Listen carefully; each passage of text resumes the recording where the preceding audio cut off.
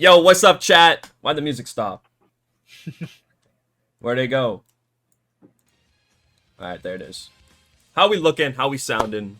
We're back with episode 3. Abe with the resub. What's good? How we doing? How we doing? Ty, Frostfur Tiger, and anyone else that might be a part of this episode 3 banger episode, as always. I guess we could start doing like introductions if we want. Yeah, sure. I'm Andrew T. Not to be confused with Andrew Tate. Next time I hear someone say or comment Andrew Tate, you're done. And my co-caster, Professional VGC player, decent at Smash Bros, 9th place at Warehouse Wars, Doorstop, also known as Starkilla clone. I just found out that I'm actually an extra on the H3 Productions podcast. I feel like I'm like maybe the stunt double or something that they use for whenever they need it to get hit by a car. That's the guy. Yeah, that's some news to me. I just found out about all this today. So yeah, that was like what, 2 hours ago, an hour ago? It was like 3 or 4 hours ago. Oh, 3 or 4 hours ago. It blew up quick. Like that's like already at like 2K likes. Like this guy's famous. He got fans. Since we're talking about it, let me find the tweet. Put it up on the screen for everybody. I haven't found like anything super recent from him because he doesn't like post a lot of like pictures, and like the podcast episodes I found of like had him weren't from super recent. So I'm trying to find like an up-to-date picture of this guy, because everyone's like it's like 1-to-1, and I don't like. I definitely see the similarities, but I don't think it's like that close. I don't think I'm looking at like the best pictures possible to compare here, because people were like in his replies were losing their minds over this. Like, hold on, we might need a pause. Computer display. Window capture. No. All right. This is it. Who is this man, and why is he my twin? That's like insane. Bro's famous. Like, this is a huge dude, and like he just has a random screenshot of me like getting up from playing Chunkykong or something. Okay, this doesn't look like I'm getting up. It's like between games. But yeah, I know it was on the Chunkykong set. Thank you, I appreciate it. Chunkykong was super heavies were hard for me. I'm glad I actually like pulled through this time. He's beaten me a couple times before. Speaking of dealing with big characters, right? Big characters, yeah. I mean, we could either talk about it now or we could talk about it later. We have just a lot. We don't have any like importance levels. Everything's kind of equal here. But do you guys want to learn? Any Xersu players want to learn how to fight heavies first? Or we got people, you want like the newsletter. If you made it this far and either want to support the channel or rep the coolest character in the game, check out my channel's shop tab. Here you'll see one of the sickest Xersu merch drops of all time. And by the way, only the coolest people are allowed to rep this. So get yours now, alright? Yeah, there's a good amount of things that have happened in like the last week, so there's a lot to talk about today. We're not in any shortage. Yes, I'm going to my local soon. All right, the best reason I've ever heard to talk about it. We can discuss it. So, I should have kept your Twitter up because true, my lighting's bad. Hold on, I need to get that fixed. I look like I'm in my evil lair. Good guy Doorstop is back. Yeah, we're. So, I should have kept your Twitter up because you tweeted. I'll let you, say what your tweet was after you beat Chunky. Yeah, so I've like historically, I think we talked about it a good amount like the last week, that I'm like a very aggressive player, and I'm like very inclined to interact with people in Zero Suit even when I shouldn't. And like a big discussion last week is in the context of shields, and I just like to try and outplay people that I probably like don't have to outplay. And sometimes this works out for me, right? Like against certain types of characters, if you like are picking fights with them and are really belligerent, and if you like hit harder than them, like winning these interactions can sometimes like justify like the bad overall likelihood of you winning it. But versus a certain archetype of character, this does not work particularly well. It's the characters that are like hit you 3 times, 2 times, sometimes even 1 time, and kill you at like 0, 10, 15, somewhere to say, you know, I think 61 to 72 in DK's case specifically, or something like that. And you know, like those characters, it works a lot less well against. And I've encountered Chunkykong 2 different times. One was at SmashCon, I think 2022, and then the other was a little bit more recently at Collision, I think. And in both cases, I lost, I think 2-1 and 3-1, and it was just like me getting parried and then ding donged and then like just like getting deleted like 3 times in a row. And so I'm like, I don't like losing to heavies, even though I do it a lot, because it makes me feel particularly dumb. You know, like Xerus is supposed to beat like heavies super hard, which I don't think she actually does. I think it's like a carryover myth from Smash 4 when she actually did dumpster heavies. But I think like she still beats a lot of them, but I don't think it's like as like universally bad as it used to be. And so I was like, okay, I found out I had Chunkykong in my bracket, and this is like my last tournament for a while. I don't like want to go out. My projected bracket was Chunkykong into SkyJ. Like I didn't like those are like horrible for me. Like this is just like this is my worst nightmares. Like they're really going to like this is my last tournament until Riptide. I'm taking a long break from Smash. I cannot have like the end of my tournament runs being me getting like 9th place and like killed at 17 times in a row.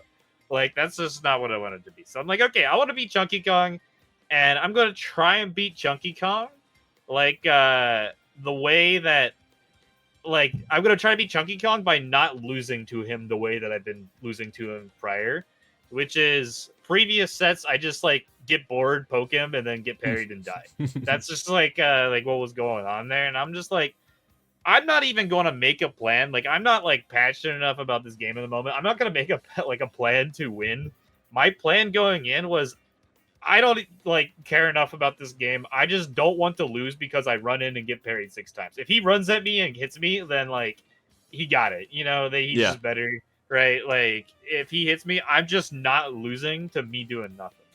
And so the set happens. Whether or not you want to like pull it up or like the one clip of it I retweeted or something, or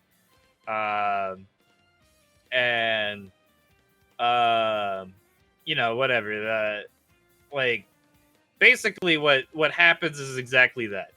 There's one game where he does manage to like ding dong me like all 3 times, but frankly I don't think like those should have even happened. He had to drag me from like center stage on Kalos. I think it's because I mashed like a comatose grandma that like he was able to hit those ding-a-dongs in the first place. I think most good players would have gotten out of those grabs. Mm-hmm. That's basically what happened.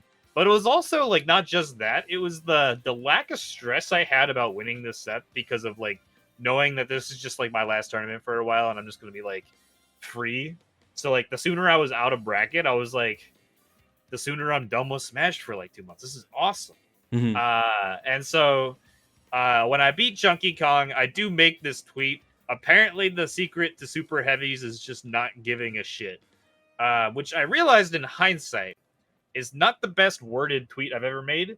In that I think a lot of people interpreted this as like the best way to play super heavies is to not give a shit, which might also be correct. Like this might be like a doubly correct tweet on both directions. I'm not sure. I don't have super heavy theory down as well. But the intent was the secret to beating super heavies is just not giving a shit. Because it's a lot easier to beat super heavies in my experience now. If you just like are not stressed out about whatever happens at all, and you just like follow a very simple plan and play the game. That is what I came up with here. Oh, I see you got the clip up. Yeah.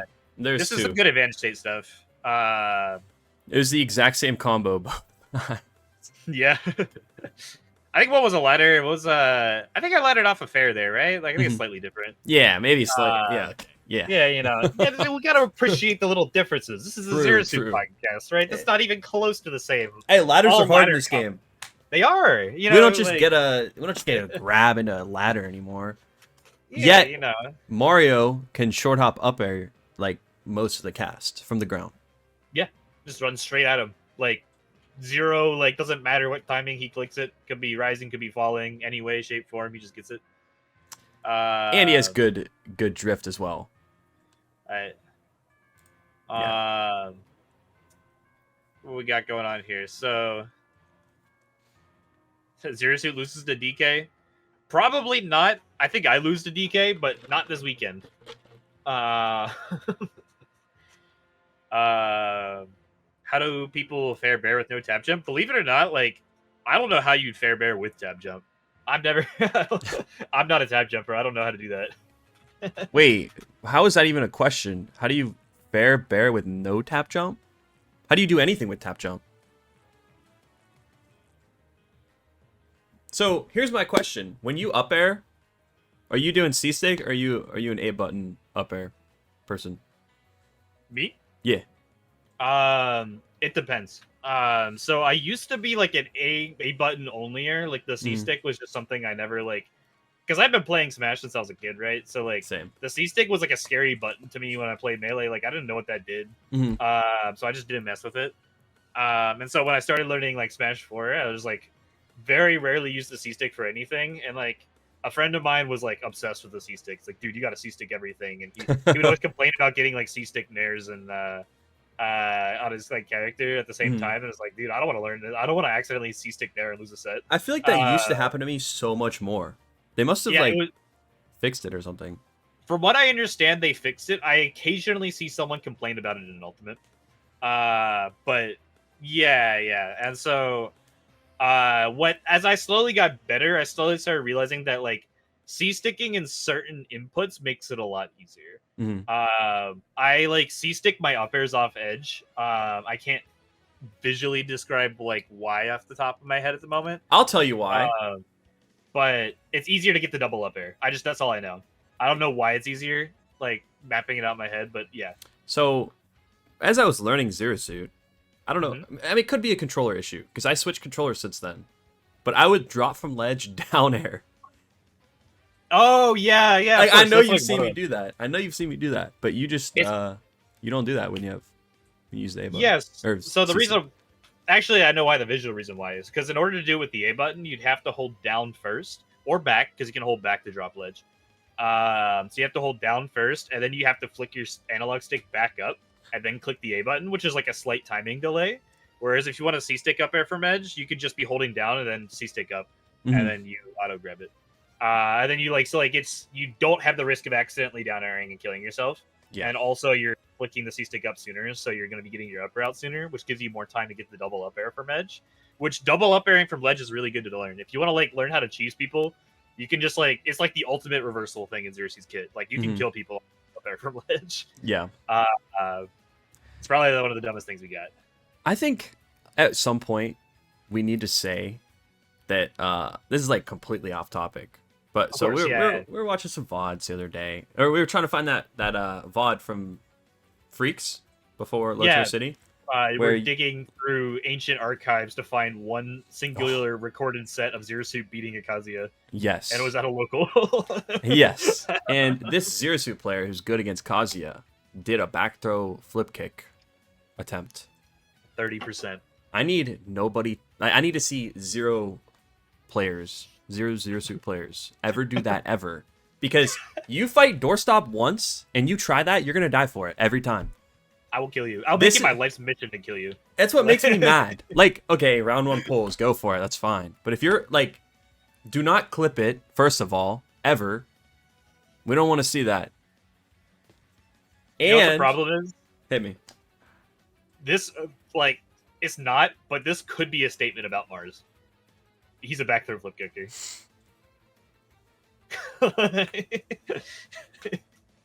We can bring this up. Yeah. If, you know. Anywho. Yeah.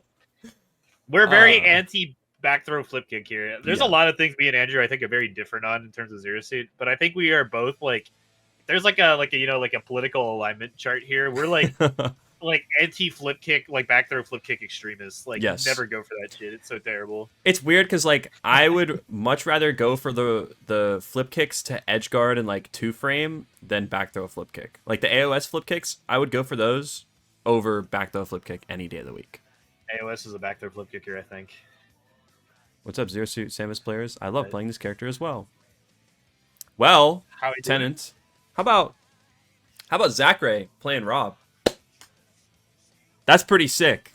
There's one Rob that I've ever really enjoyed because I was like, wow, Rob can do all this. Little did I know, it was easy. I mean, I vividly remember the SmashCon set he had against Leo with his Rob. That was like, in my opinion, one of the all-time best sets of Smash history. And I think like being there was like part of experiencing it. So like I'm like biased towards that, but like it was like a revolutionary moment in me watching Rob and learning what like the character's capabilities were. It was also the surprise of like Zachary's Rob just even existing. Like, yeah, like wait, he's pulling this out, like what? And then the fact that it like worked the game that he pulled it out and it nearly worked to win the set. yeah. And then like all the passion, like how he was like crying afterwards because it was so important to him. Like, that was definitely one of the most memorable moments. I think so many people like I don't hear enough people like bring that set up. But like in my opinion, one of like the contenders of all time, not just like Smash Ultimate sets, but like all time Smash sets. I think his Rob at Frostbite, I think it was, he was doing some like that's. I think that was when I thought he played Rob first at Frostbite. I could be wrong though. He might have pulled it out sooner. I think I remember seeing clips of his stream of him using Rob prior to that, but I just know that like the first time he pulled it out in any high stakes set was against Leo at SmashCon. Because it might have been the Frostbite right after, because SmashCon was August. Yeah. Frostbite was like beginning of next year. But I remember he played Rob again. Well, I think he was playing Wolf at the same time. I don't know. Regardless, I noticed that he would always, like if he gets hit off stage, he's always getting gyro back in hand. Yep. And he did like some crazy up air from ledge, drag down. I'm like, this doesn't look crazy difficult, but the fact that like you could do it, and I've never seen a Rob player do it. Like there were so many things that he was doing. There was like, yeah, like obviously he's out fundamentaling a lot of players. I think a lot of us thought Rob was just annoying until that set, and I think that was the set we realized that Rob's kind of broken. Yeah. Well, yeah. I definitely think we all knew Rob was like really good because there were some players that just farmed that are, you know, some of them are banned now. So I don't know what I could say, what I can't say. I do remember a couple players that, but like none of them were even like farming to that degree. I mean, like, top 50? Yeah. I think they were like top 50. Yeah. Like, I mean, they were doing like about the same that they were doing like in Smash 4 too, though. That's true. That's true. They were already like right on the rise. It wasn't like crazy to us. It's like, oh, this is a good character. But, like, yeah, you know. yeah. I think Rob is like kind of annoying now. Like he was definitely annoying before. Then I thought Zachary's Rob was like so cool. Like now Rob is Rob. You know. No, I think Rob players also like hadn't seen a Rob that was really good that pressed every button. Like Zachary's Rob was straight up mashing on Leo, which like to us like we had never seen like I don't think like what like the other notable Rob that we're not mentioning there is like famously not a mashy Rob. He was actually like pretty like calm and just kind of like played neutral and didn't combo very much. Whereas like Zachary was legit just like spamming tech and like constantly putting him in situations, and which is a lot closer to like what the best Robs look like now. And I didn't think that like people knew like no one had ever truly experienced like the max speed quick time event of Rob down tilting your shield. Yeah. Until that point. So the other band Rob, there's two of them. Yeah. Wait. Which one are you thinking of? So there's the one from MDVA, more famous. I'm thinking of the one from New England. I also know about. Oh, that one. Oh, right. Yeah. I don't know how I forgot that. I was like, that's yeah. There's two at least. Did 8-Bit Man get canceled? I don't think he did. Right? No. Okay, yeah, he's just chilling. Okay. But yeah, okay, yeah. I know the one from New England and the one from MDVA. Yeah, I was talking about the one from MDVA. That's actually crazy that your first thought was the other one. That's what I think of Frostbite era, and there are two people about the same skill level. I think from this, are they the same region or like New England? Both, I don't know. But the other one was a famous Crom player. Yes. That's like, those are people that I associate with that time. Lavish still frame. talks to me about him, like how like much like he like. It's like actually like, obviously like the Crom community is an ever shrinking like niche micro. No. Like the Crom community was relatively large at that point, and it was like built on that guy's videos. That guy was so sick. But absolutely, it should be gone for what he did. But like, yes, yeah, 100%.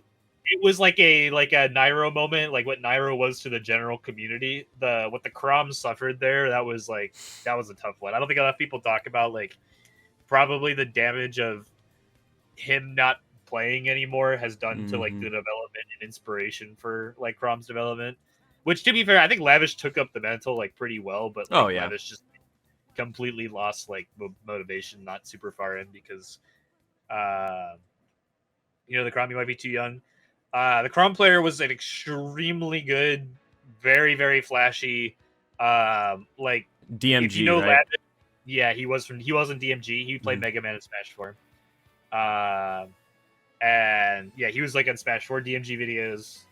That's quite the switch up. Yeah, How do you go from really Mega Man to? Either way, not the road I was planning on taking when I brought up Zachary's R.O.B. But we'll go back to it. Lavish had, oh yeah, Lavish's clips are fire. Lavish would credit this Crom player for the way that he plays the game, which is like not to understate like how influential this guy was. Yeah, Rivers too. Yeah. Anywho, I was gonna segue into Kowloon Kagaribi. If anyone watched it, I was feeling like a degen that night, so I was up till probably 6:30. I went to bed as soon as Spargo lost. Spoiler alert! If you haven't seen it or seen anything, I don't know how you miss it, but Spargo got third. He was going on a run of a lifetime. It was the exact same thing at Kagaribi 10. 10, because there's Kagaribi 11, which he got 33rd at. Then there was this one, Kowloon Kagaribi. So he got upset by Dormigi pretty early, and he had to win so many sets, and every single one was like hard.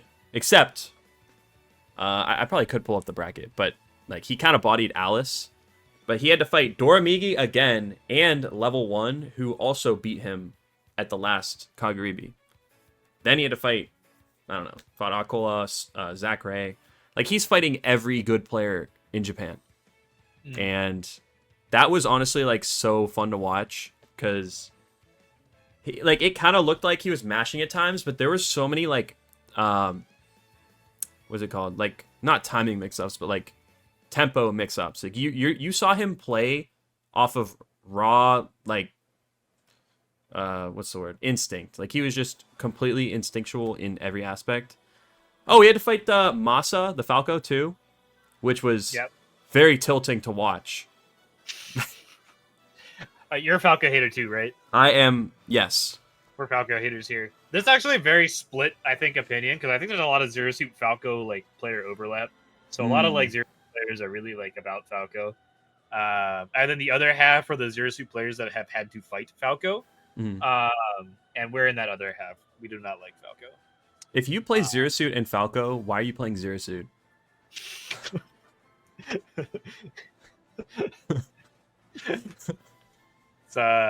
Zero Suit is Falco that moves and doesn't like hit like a 50-pound semi truck, 50 bajillion pound semi truck.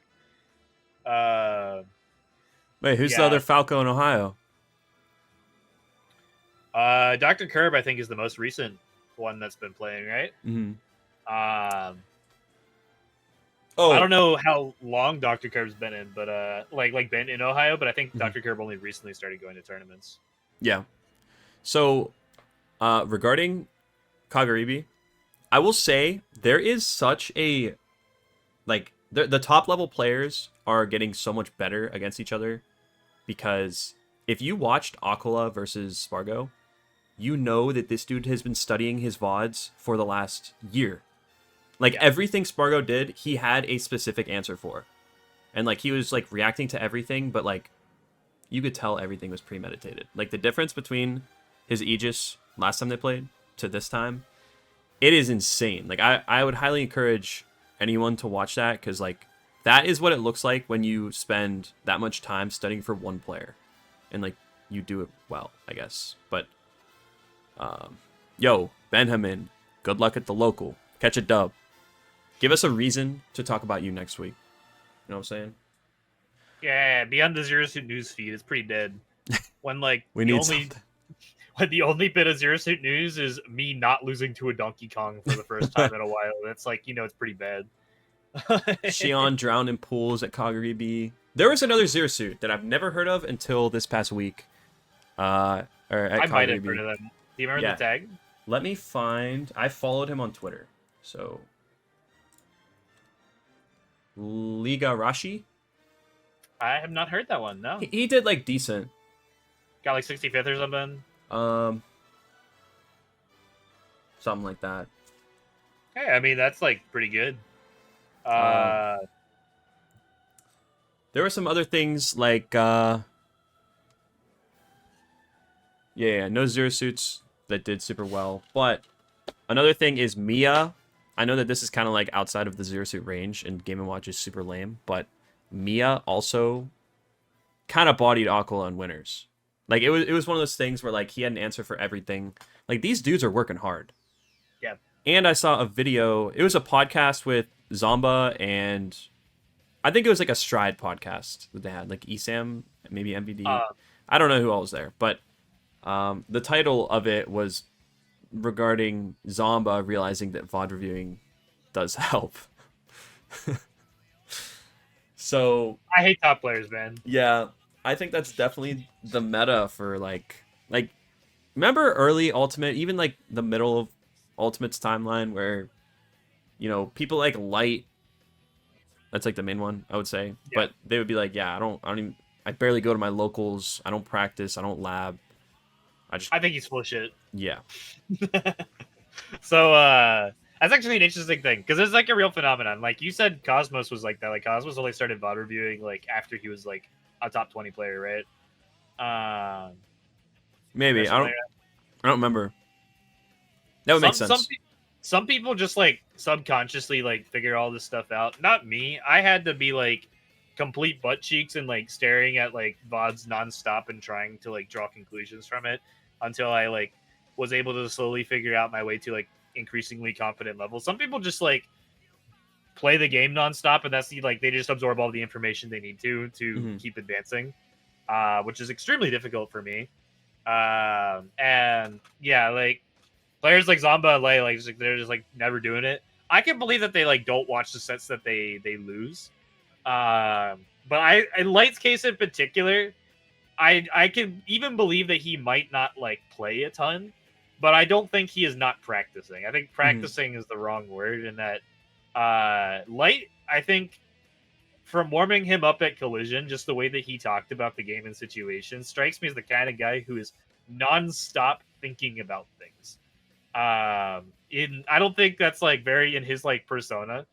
But Light is like a very like intentional problem solver. He is not making up a lot of the stuff he goes on the fly. He was like very quickly like going through situations with Zero Suit Fox to me and be like, okay, so when I'm on like when you're on the ledge and you're gonna do double jump fair from ledge, like what do I do to avoid that? What do I do to get around that? Blah blah, blah and like stuff like that. He asked very good questions and he was like very good like moving from things quickly to quickly. I think he likes thinking about the game and coming up with his answers like that.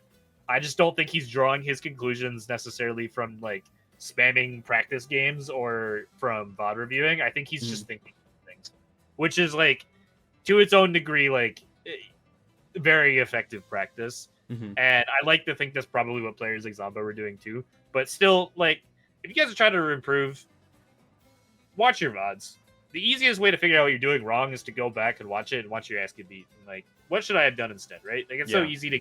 It gives you the situation where you were screwing up. Like, the answers are... The problems and the answers are all in any VOD that you use. They're even in VODs that you win. I think that there's... This is actually, like, really relevant when we're talking about, like, improvement for everybody's different. And I think people like Light, they could do that. I do believe that there are people who just, like they pick up on things really fast. Like Tweak, Leo, they used to be able to pick up a new character and win a major with them. Like, that's talent. But I think if you don't have that, which I don't have it. Yeah. We don't have it, but this is where hard work beats talent. And I think at this stage of Ultimate, a lot of the people that are working hard will end up like Shattuck. I think Shattuck is a perfect example. Like, obviously he's gifted. He has a lot of talent for obviously playing the game, but I don't think he got here because of that talent, just straight up. He's been I need to talk to about this? I need to talk to us about DD. Because I'm in like a VGC Discord with him. I'm in a couple VGC Discords with him. And one of the VGC Discords, the discussion tweet about the one guy from H3H3 tweeting me being his twin, like led to a whole discussion, and a whole bunch of people in that VGC Discord found out for the first time today that me and him are like professional Smash players. And I was explaining to them that like DD was probably better than me at Smash at the age of like 13. And like some of them are like old enough to like remember like the players like Redacted Peach Player or something like that. Do you remember the stream that he had? Yes. Where he was just absolutely destroying the number 2 player in the world at that time with Pac-Man, PT, Pokemon, like pockets and stuff. It was not just like beating him; it was like making him look like he was the stream content. Like what Mars does to the guys on Elite Smash, that's what DD was doing to the number 2 player in the world at that time. Dude, it's so messed up. There's so many people we have to talk about when talking about Smash history that are just like, it's like, redacted. Bummer. There's another. They were a very big part of like the Smash culture that we came into. Yeah, so they're huge deals. Yeah. I remember when he dressed up as Mr. Game & Watch. That was hilarious. Like, wait, really? Number 2 player in the world. Do you remember like his whole like Game & Watch hate arc, and then at some point he like dressed up? I don't as remember Mr. that. That was extreme. I have to go back and check, but yeah, DD is definitely one of those people who just like he just got it. Yeah. He doesn't just got it in Smash 2. He started playing VGC like 6 months ago, and he's better than me. Like, yeah, bro. Is and like different. it's not like a Steve thing or something like that. He's playing some very honest, like he's playing like me and him are like playing like the Lucina of Pokemon right now. Like in terms of like Pokemon teams, and he's just skill diffing people. Like we're not playing the broken shit in the slightest. We're playing like the most honest, like solid archetype like out there. Yeah, and he's just skill diffing people. Yeah, I was playing in Syrup at SmashCon last year, and next to us, it was like DD and somebody else. The way he was talking about the game was like he was asking a ton of questions. He was like telling the other person how to beat him basically, but he just kind of like understands it so well. Yeah, no, it's just like he's just one of those people I think who just played it and just like made sense. Yeah. Which was me, but yeah. So, but I bet like he also puts in like a lot of work behind the scenes. I haven't really like talked to him about it a lot. You'd think we like for 2 Smash players that are like in a lot of voice calls, we do talk about Smash like at least a little bit, but we really don't. It's just Pokemon. Just Pokemon. That's your time away from Smash. You deserve that's what I did after Warehouse Wars. I got out of bracket and I immediately went back. Like I ate dinner and I took an Uber back to my hotel room, and I just like sat in a call and played VGC with him for like 3 hours. Ruby, thank you for the sub. Hey, Ruby. Goat. I don't know why I couldn't see it. No, I think it just came through. So, at the very least, it just came through on your chat end. So got you. Yeah, DD can't compete more because he can't drive. That's Wait, how old is he? I think he's like 16 or 17 now. Okay. I think 17, because he said he was 13 at the time that he was doing that, and I think that was 2020. Mm-hmm. I think it was like right before Redacted got canceled. Yeah. Right before a lot of Redacteds got canceled, but well, he's been to tournaments. Yeah, he has. So he went to Saturday Stadium, but like he always has to get like his parents to drive him or something, or someone else to drive him, which is like significantly less, right? Like that's like something he can't just going to any tournament on the whim. Yeah, I mean that's how I was like when I got my license. I couldn't. My closest local is an hour away, so I couldn't just like drive to those. Yeah, unless special circumstances. But I guess we kind of we talked about Chunky a little bit, but we didn't really go over much of Warehouse Wars. We can mention that real quick. Leo is the GOAT, first of all. Leo dub. It's the Leo diff, bro. I think if Leo really is trying again, I mean, I really don't know how much he tried, but we both know that there's more that goes on. Like, you can want to win, but there are things keeping you back from playing your best. I hope that he's, like, back. Yeah. Like, he doesn't have to be. Like, nobody can say anything if he just chooses to play the game for fun.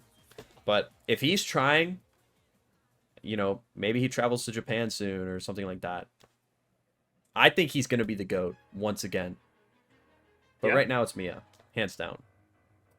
Currently, the best player in the world is Mia. Yeah. It's just like so hard to argue with. Apparently, like I didn't see it like until a couple days before Kowloon actually. Mm-hmm. Someone made a tweet like talking about like how many majors Mia has won this season, and I just like had no idea.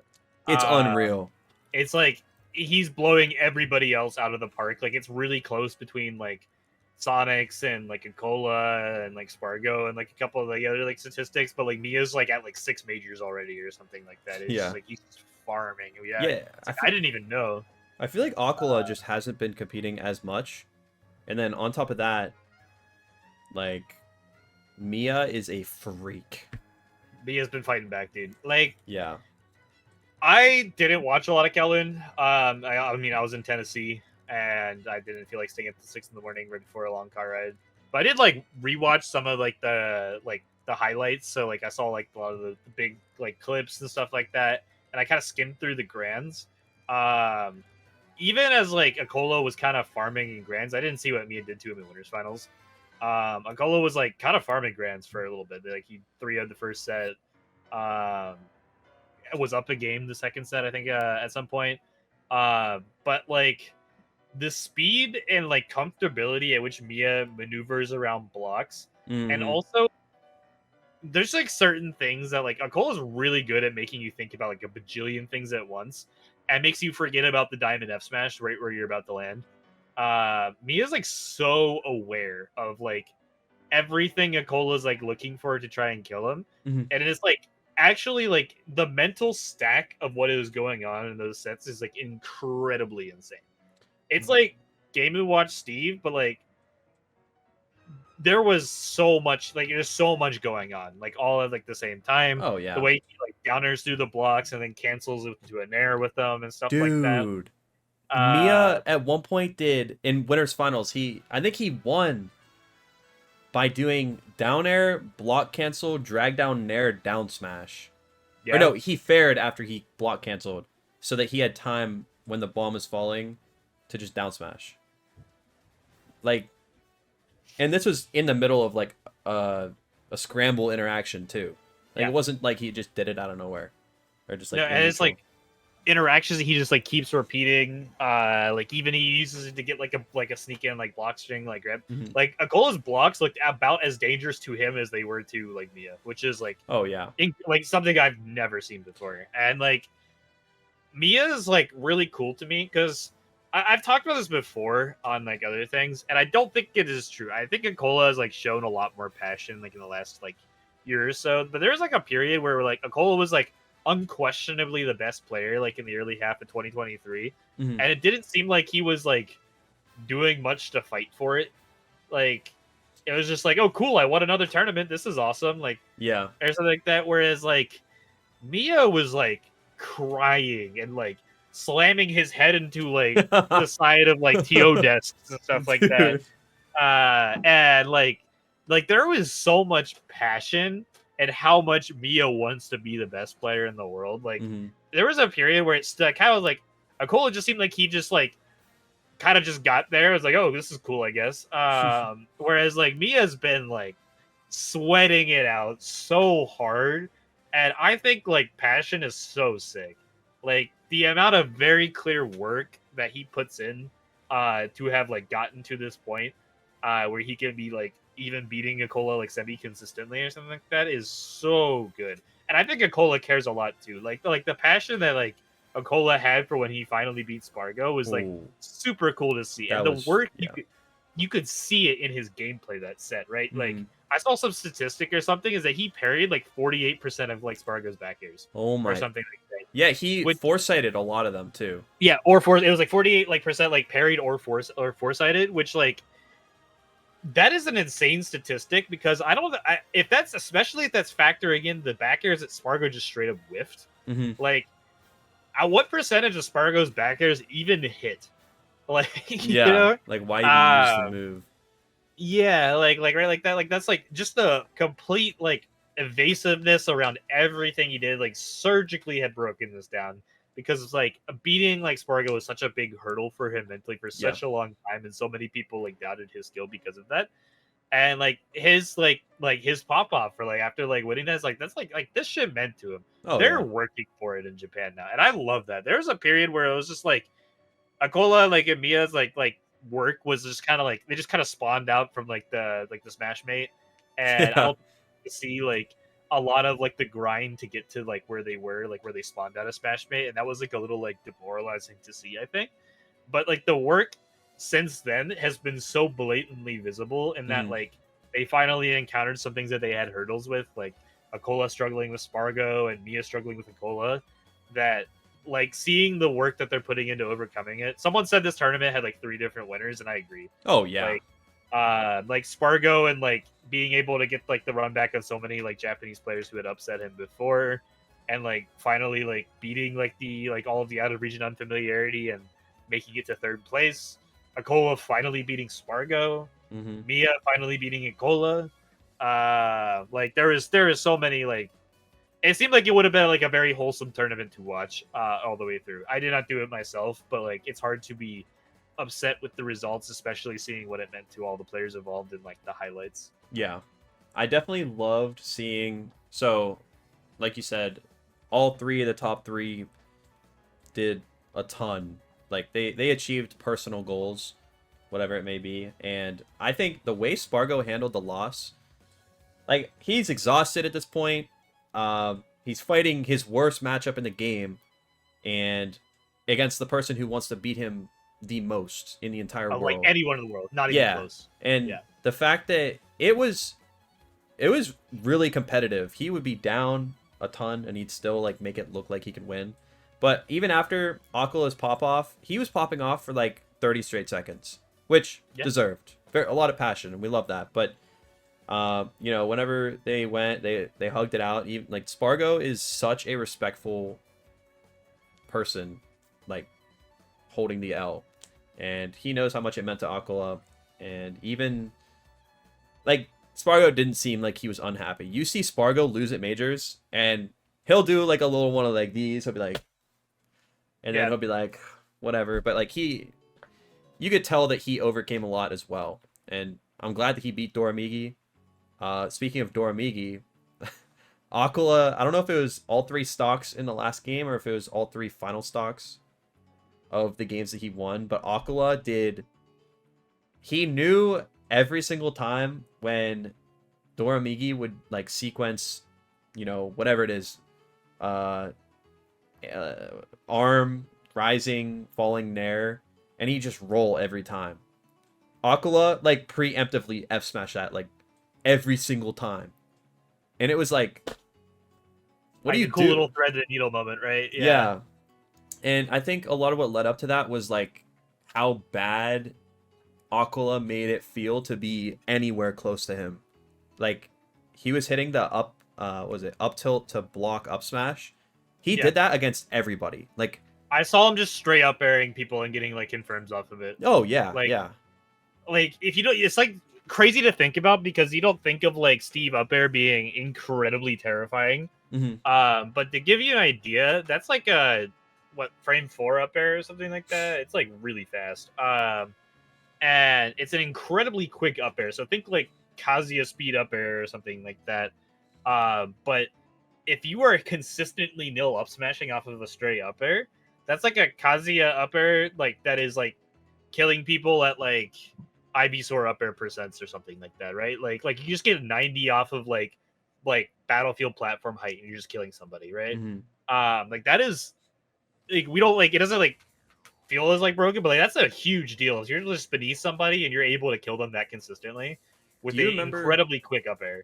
Do you remember Tweak Aquila when he played Sephiroth and every single stock was up tilt, up smash at like 70? Like he's dead. I don't remember that detail about the set. I just remember Tweak like looking at the screen and playing Diddy Kong and staring at the block wall. That's the part I remember. I just like throughout the whole Steve ban thing, I never really like could justify one like feeling strongly about one side. I always said that I was like, oh, we shouldn't ban him, we just need to learn the matchup type thing, which is possible. But I also don't like I would rather not ban someone because I don't know everything. And until someone like really lays it out, like I just don't know. And I think Steve is a very big problem. And while it's easy to say that, you know, Mia can beat Aquila because Game & Watch has things to like break through minecart, like his up B, he just on reaction up B's through minecart every time. Things like that. He has ways of dealing with wall, like all these things. Game & Watch also broken. It's easy Not to say. everyone has a Game & Watch up B. Exactly. Like the fact that he has an answer for most of the strong tools, like it's easy to say, oh, well, my character can't do that, but I just don't know. I don't know enough about what we could do against Steve. And that's something that I would have to figure out as I get there, you know? My opinion on it for a while is I think that the community needs to be willing to ban things. And there was like a certain period like early in the discussion where I probably leaned more towards the ban side, not actually particularly because I had any strong opinions like for or against Steve, but more just because I want the precedent of us banning things to be there so that the next time that we're having some kind of debate because, you know, Jonesy from Fortnite is dropping and killing the next Smash game, that like the Jonesy from Fortnite players can't come and say, actually, it wasn't as bad as Minecraft Steve, so he could stay, right? Like, because I've like been old enough to have lived through this with like when Bayo players are saying it about Meta Knight and Brawl, and we say it about Bayonetta and Steve today, right? Like, I don't think those arguments hold any water, and they shouldn't hold any water.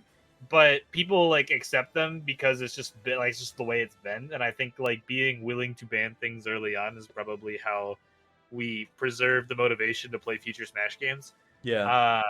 But I've like never personally been super invested in it, largely because I just don't experience the same struggles versus Steve that everyone else does. I think we as Zero Suit players are very privileged individuals that we actually get to make Steve play a lot more of our game than the other way around, which is not the norm for most of the cast. And I kind of enjoy fighting Steve. I think I have a very good record against Steve's.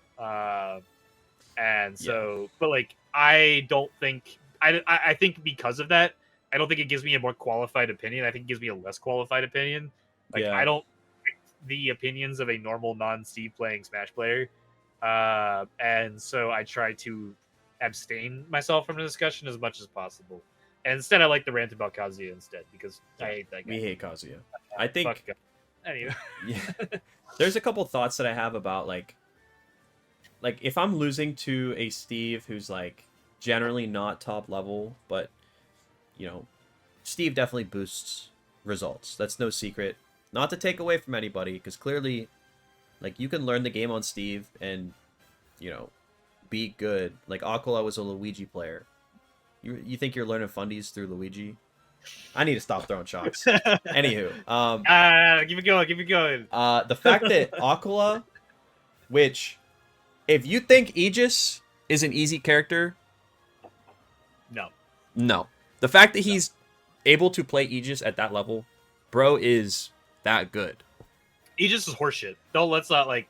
Oh yeah, broken character, but not like let's not like give it too much credit here. It's an absolutely broken character. We're not talking about Lucina, but the precision in which it requires to bring out the full brokenness of this character at top level is incredibly hard and is incredibly unforgiving too. I think a lot of broken characters that carry in this game are ones that tend to be very forgiving, either with like in hitbox and like when they get hit it doesn't matter or something like that. Aegis is not that describer. Aegis is very broken because of her potential to be very difficult to deal with if she is incredibly precise. But that if is a big caveat, and that if has got to be earned. Yeah, like you can't just like pick up Aegis and have that precision. Yeah, and I think the logic that comes from that, like, you know, if a mid-level Steve's doing well, you know, they get top 8 at a regional, maybe win a regional, whatever. Obviously, there's specifically very good Steves like Onin, Syrup, people like that. DD, yeah. So then I do think there is a gap in Aquila. And nobody's doing it like Aquila. Like, the fact that he is so consistent, he had a little slip up here and there. Maybe he lost a hurt, whatever. But there's a reason why he wins. And Steve definitely plays a big factor. But I don't think Steve is, like, the problem. Mia and Aquila both. You know what I'm saying? Is Aquala's single-digit placing only ever still unbroken? Has he ever still, like... I think he... Last I checked, I know that he had never placed lower than a single digit at any offline tournament ever. Maybe even any online tournament ever. Yeah, I'd be interested to see, actually. Yeah, because I know it, like, 9th is the absolute worst he's ever done. I feel like he's only gotten better, too. Like, yeah, exactly, right? Like,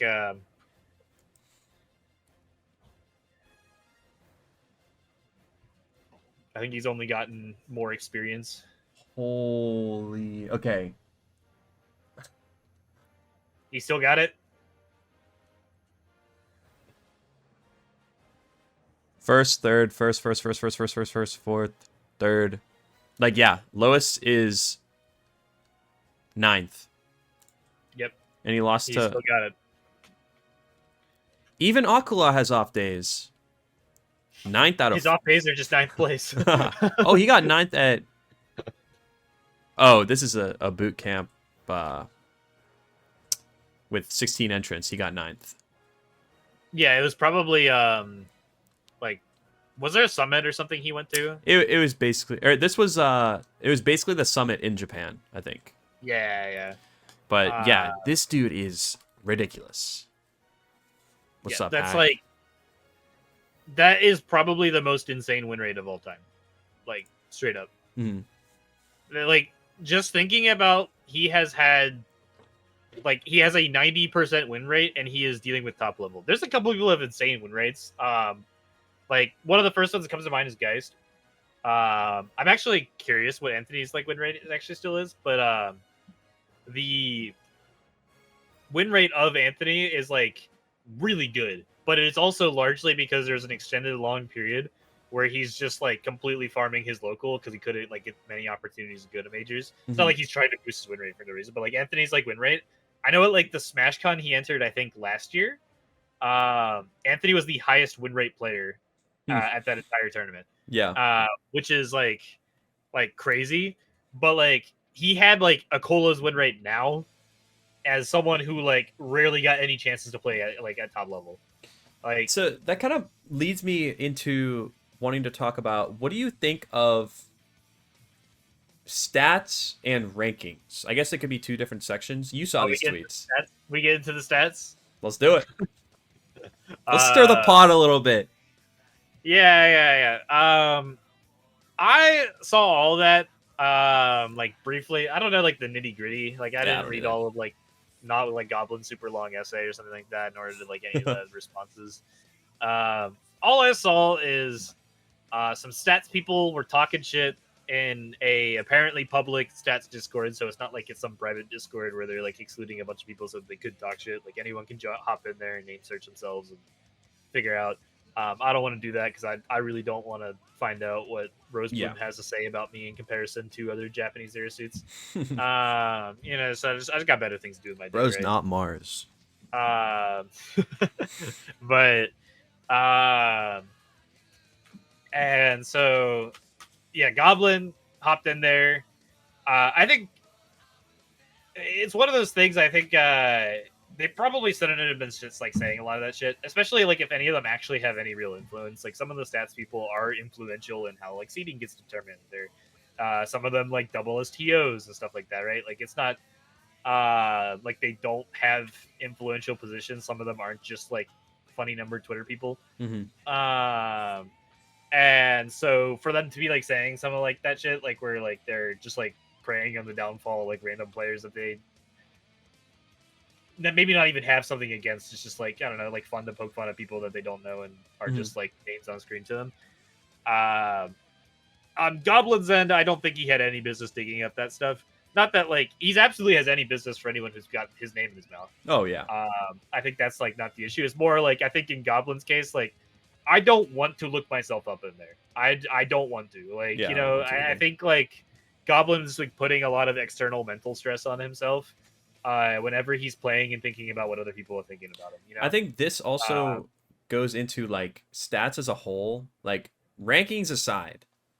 You know, we talk about Anthony's win rate, we talk about Akula's win rate. My win rate sucks. I've played Wi-Fi tournaments. I've lost at locals for I think practice. Mine's still pretty good. Yeah, okay. Yeah, I don't know. Low-key, I think mine's like kind of nice with it. I think I'm I in got like shambles. 85.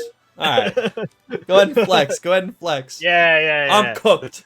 No, but as soon as, like, if you're a player who's getting into Smash, like, around now, you see a Twitter trend that's like, post your win rate.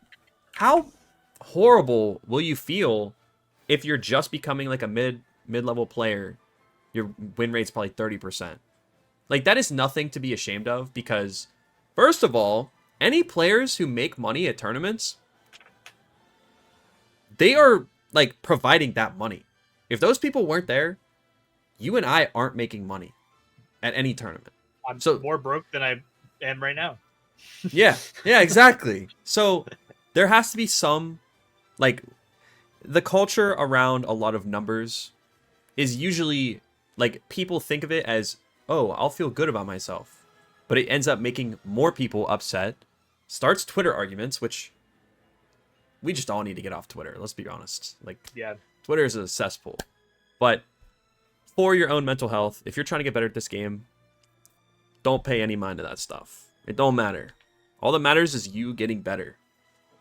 I think public stats being available, and also I think it's like this is like very boomer of me. I think it's a new kid culture thing. Like I think a lot of like people who started an Ultimate like talk like this.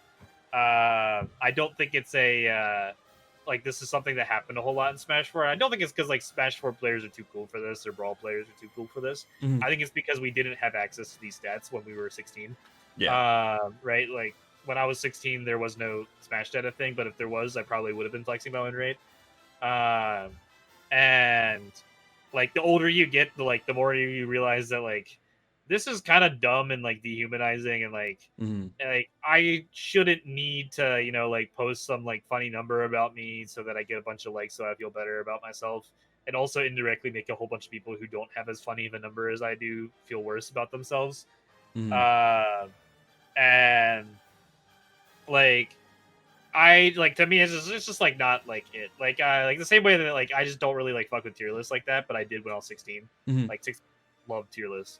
I'm just like whatever, dude. And I just think it's like a little bit like more of like now that we've had access to this, it's like a lot of it got really like built into the culture. And I think one of the biggest takeaways I got from the whole like stats thing is like I think there's a real problem in the community. Like like the poor top player or something like that, not to be that guy. But like I think a lot of people don't see top players as anything more than like a name in a database or like a number on a screen or something like that, right? Like Goblin's a dude. Like he's just like a guy who like likes to play in Smash, and it doesn't do any favors for him to be intentionally seeking out like these kind of comments about him. But these kind of comments hurt people, like yeah. that shit like does not make him feel good. He's a person. He's just like we are not any kind of particularly special person. We're not some celebrity who's got like $1 billion to cry into. Like we're not like oh no, like we don't got money like that. We're not winning like that. I don't know what you think winning locals like. We're not celebrities. Like when you see Goblin outside of a Smash tournament, he's probably working at a gas station, right? Or like I'm working on a teller line. Like I'm nothing special, right? Like we're just dudes, and it doesn't like make like why like you just gotta like remember like you're talking about people whenever you feel like talking about professional Smash players this way, right? Like there's like yeah, he ain't shit or something like that. And I think it's worse because it's from the stats people like who are like it's worse from the stats people because like the stats people are very like Twitch chatty and like this way. It's not like they're talking shit because they think they could be better. Yeah. They're just like talking shit because like they got nothing else to do. I don't know. Like right? Like if I like, like say Goblin ain't shit, that means something. I don't know. Like if I say Goblin ain't shit, then like we're probably gonna like actually like have some like beef over this so we can like play this out and it's to some degree interesting. Yeah. These people know that they aren't shit and like they're like talking about someone else's Smash skill, knowing that their greatest accomplishment doesn't even like lick the souls of like Goblin's worst placing of all time, right? Yeah. Like, yeah. Like exactly. Right, like that's like, why are you talking shit to this guy about this stuff? Like, and just like leave him alone. Like he can't like even beat up on you to like prove a point. Yeah, like it doesn't actually like change anything. Like he can't just Rosewood bunny match me and like okay sure JD like 4-stock like 9 times. Like we did in the old days. Like we did in the old days. That's like medieval times, bro. That's like throwing down your gauntlet. Is that what it's called? You throw down your gauntlet? Honestly, I have no idea. Or is that for getting married? I don't know. I don't know why you have a gauntlet involved in getting married. That's kind of raw though, like wedding gauntlet. Maybe throw down your what are they called? Your waist piece. Belt? No. I don't know. Like the. Never mind. We'll move past it. We'll get going. I don't think Goblin should not Goblin takes no responsibility in the fact that they said any of these things. It is their fault. But if I was Goblin's close friend and he asked me, hey, don't even search it, dude. Yeah, just don't. It's not worth it. Like get out of that Discord. Just don't even search it. Because at the end of the day, you are always gonna have people. It's so cliche to say, but people are gonna hate all the time. No, the same in the same way that like I just don't look at YouTube comments. Like I just don't want to find out what they have to say. Like yo, Sebastian, what's happening? Every time I've looked at a YouTube comment section on a Smash video, I've looked at it on one that's not been about me, and I see like the most horrid, foul things. Oh my gosh, dude! Like the things like people be willing to say in YouTube comments about like these guys is just insane. Even my videos, bro. I'll wake up. I'll be like, oh, let's check our analytics today from this video I just posted, and it would just be someone like. I'm cooked, bro. I just it's like a self-reflection thing when I create something and somebody has something negative to say. Yeah. But it's part of growing up. I check at Twitch chats, I won't lie. Twitch chats aren't nearly as foul. They're pretty bad. Like Twitch chats can be bad. I'll never Twitch chats can be bad. I actually don't think Twitch chats are as foul as YouTube comments though. I think YouTube comments are like their own level. Yeah. They got time to think about what they want to say. Like, somehow they have time to think about it and that makes it worse. Oh my gosh. I don't get it. But yeah, like I feel like there's Twitch more. chatters will just be like something really dumb and simple. Will be like oh, Doorstop lost, Doorstop watched, like whatever. Like YouTube comments will be something creative. Like, that's the problem. YouTube comments make me want to change my tag. Yeah, like every time. Twitch chat as well. You know, so when I went to First Attack, apparently, I think you know this, they refer to me as Andres Torres. I can't roll my R, so I can't do it. So maybe I need to legally change my name as well. Honestly, that's a sick name. Andres T? No, Like- that'll just be Andres Torres. I think that's fire. I think it's gas. I think I'm not gonna dox your current last name. I don't know. It's not like it's like they could probably look it up. But like Torres is a pretty cool last name. Your last name's like completely fine. I've always wanted my last name to be Soldano. It's my mom's side of the name. I think it's so much cooler than my current last name. I would love to be a Steven Soldano, dude. Like, that'd be so sick. I should clip this out later so you're not giving out your mother's maiden name.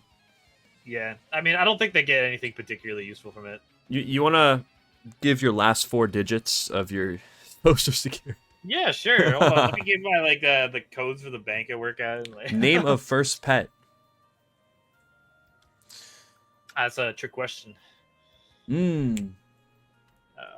All right, let's see. So I am very curious. So I gotta say, if you want to talk about rankings at all too, we can. But this is about Leo, and then the 4 horsemen. I think the 4 horsemen era was a fire like storyline. And I don't want it to be over, but I feel like it is. Like, people are beating Sonics here and there more than before, I feel like. Yeah. And then Mia and Aquila will definitely want to beat Sonics. And then Spargo lost to Aquila. Like, I just think the dynamic between those 4 is, like, fire. I would love to see more people become, in that level. And we haven't seen players like Light compete in a while. There hasn't been... I don't know. Like, those 4 have not all been in the same tournament in a long time. And then this leads me to, if Leo is really back, and I'm judging this based off of a regional. Because, Warehouse Wars, Leo won. He beat Zomba. That's a pretty good name there. Yeah. So the fact that Leo won that, if he truly is back, and the fact that he beat Zomba the way he did, that shows this dude's trying. Yeah. He had to stand on business when he tweeted, if I'm playing well, there's no way you beat me. GG's though, Yeah, I forgot about that. That was like a year ago. Yo, Vic, I definitely think the Leo era is one of the best. I think it's probably the best.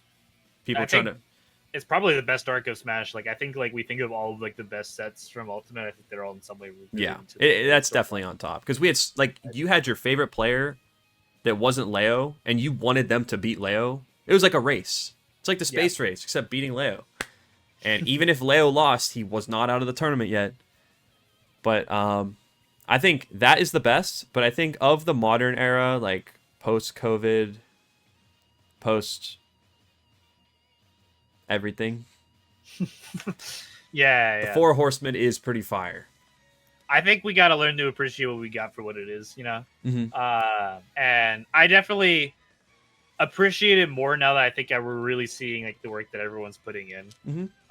I don't think the 4 horsemen era is currently over yet. I think I don't think it's particularly close at the moment. I think Mia's still farming, but until I see Mia hasn't beaten Spargo or Sonics in any convincing fashion, I don't think, right? I don't think ever. I'm not gonna lie. Yeah, I don't even know if it's even happened yet, right? To me, that era can't be over until Mia's beating them too, Yeah. I think Mia's figuring it out versus Akola. I think Sonics and Spargo are just more inconsistent against the field. Akola winning 1 against Spargo doesn't quite make it so that we don't know how that changes the dynamic of their sets going forward. Because it was a very interesting dynamic, and it really is kind of the same to a certain extent. It's just we've seen our first indications that some things are changing. Yeah. Where Mia was unfavored against Akola for a while, and Akola and Mia were both unfavored against Sonics and Spargo.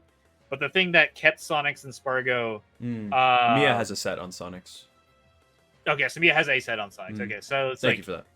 Yeah, I appreciate it. So the thing that kept Sonics and Spargo in the not from being just clearly the best is that Akola and Mia were so much more consistent against the field. Mm-hmm. If Akola and Mia against the field, they are not losing to anybody else. It just didn't happen. The hardest thing still the case. Yeah, I think the hardest thing for me to like if we think this era is still going on, like Spargo is more prone to getting upset than any of the other three, and that's no surprise. Yeah. But I'm gonna interject on my own interjection. What's more impressive? Sonic's getting second at every event, or Mia and Aquila like winning almost everything? How do you get second at so many events? But it's to different people. It's not even like it's the same person. It's always so like it's actually kind of crazy. Like Sonic second place like era is like stuff I think we haven't seen since like the age of HBox. Yeah. Like it's actually quite impressive. It's just like it's a different person every time too. Yeah. But I think like to me, I think like we've seen our first indications that some things in the dynamic are changing. Mm-hmm. But to me, it's still the same information, and that like Aquila and Sonics are still Sonics and Spargo are still greatly favored against the Japanese contenders, but the Japanese contenders are significantly more favored against the field. Yeah. I think Sonics is definitely like up there though.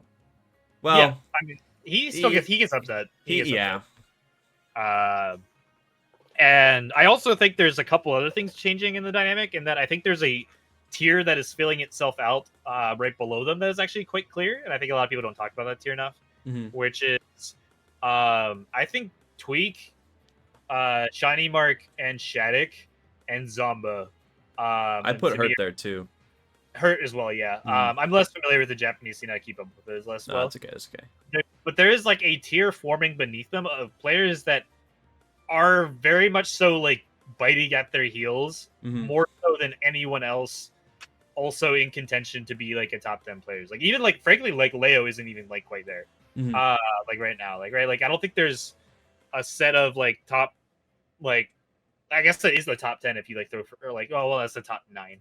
You can throw like Hurt in there. I don't know if there's. Well, I think it's weird. Hurt is so weird. I think Shiny Mark's also in a weird spot because the fact like Shiny Mark is a player before this last weekend. I would have said Shiny Mark's never gonna get upset.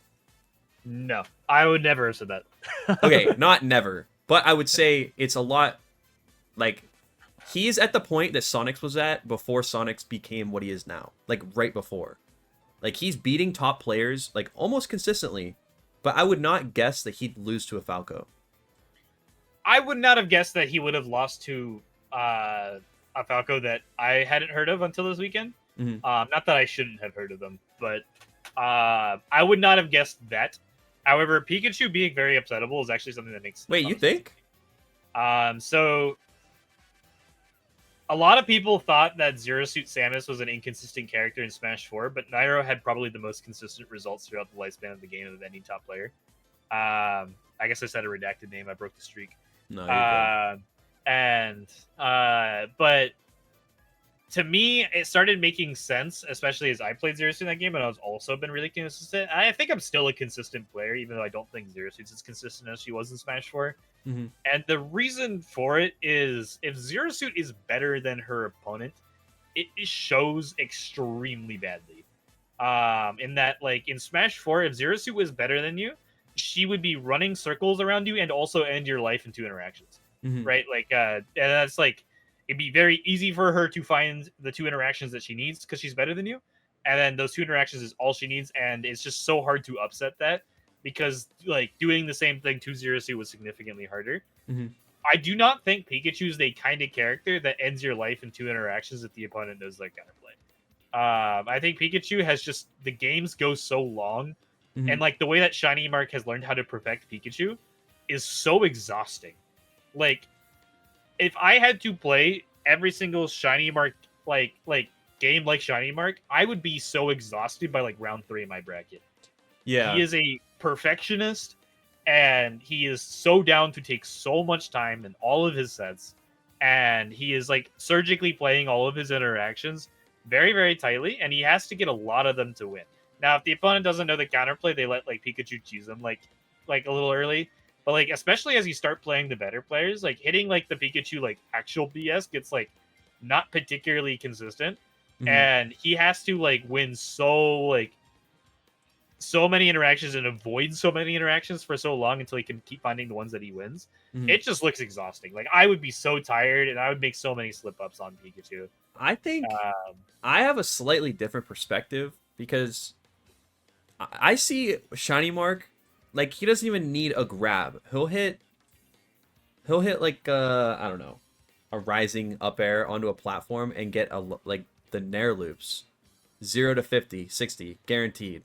Then he's in an edge guard scenario after it, and like from what I saw, like I didn't really see that much. It seemed like I don't know. It seemed like Shiny Mark was a different beast, you know?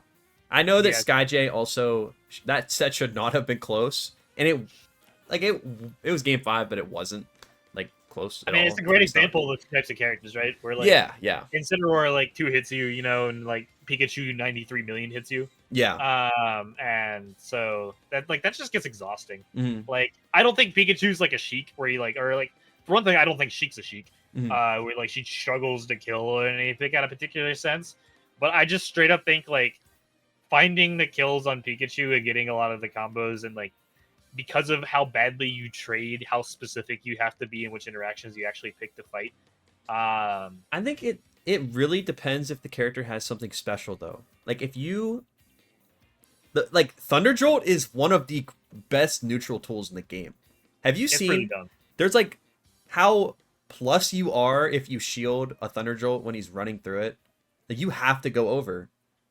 Yeah. And like it's all theoretical stuff that I'm probably talking about where like I mean if he back airs you out of shield, there's the chance that you just get bridged to the blast zone. Or, you know, you pull an ESAM and go for the Thunder and win a major. But like I think Pikachu is exhausting, and I think that is something that would hold him back. But I definitely think that a lot of the interactions, like with how Shiny Mark knows them, it's not that like much more effort. Because like we don't even have true combos.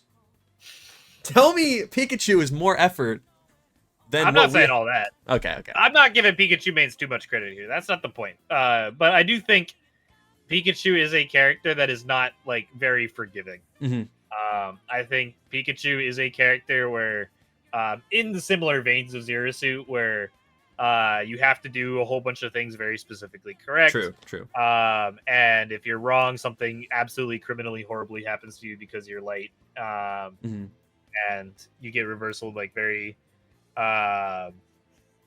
You're very easy to blow up at like any given point. And like Pikachu's recovery is really good, but I don't think enough people talk about how bad his 2-frame is. Like it's still like exploitable. Like Pikachu he doesn't need to go to that ledge though. He just goes to the other one. And he could side B to one side and go to the other with no jump. Literally no. This is okay. Think about Game & Watch and Ness. 2 supposed losing matchups for Pikachu. Or like, you know, hard matchups. You know how player bases are. So Shiny Mark discovered that if he goes on the other side of the stage, characters like Ness and Game & Watch aren't fast enough to get over there. So he doesn't get off the ledge for free, but he almost gets off the ledge for free. Because he can avoid the 2-frame interactions. Yes. Which is like a key detail, but not always, because like if you hit Pikachu out far enough or something like that, then okay, Pikachu has to start charging the Skull Bash really, really like far out to actually be able to get to the like have a chance to get to the other ledge or something like that. That Skull Bash is incredibly interruptible. True. Like it's like it's not like, oh wow, I'm like gonna get surprised because Pikachu's Skull Bashing. Like if you're most characters can probably do something about that. That's so scary though. It is kind of scary, but because Pikachu with double jump, and I don't know. It's definitely probably what you have to do though. I wouldn't be very scared if I had Game & Watch down here. I'll just say that. Okay, that's true. That is very true. If I had Game & Watch down there and I saw Pikachu charging Skull Bash, I'm going for it, dude. I don't care.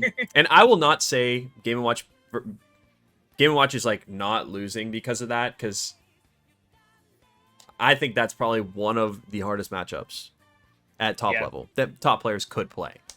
You know, like we don't have to. I don't need to talk about it. But this isn't a Pikachu or Game & Watch channel. Yeah. True. Really quick, I'm gonna use the bathroom. You can talk to Chet. I got you. I'll be right back. Yo, Vic. Thunderjolt is like glue for Pika's moveset. I wouldn't challenge Pikachu Skull Bash as Zero Suit.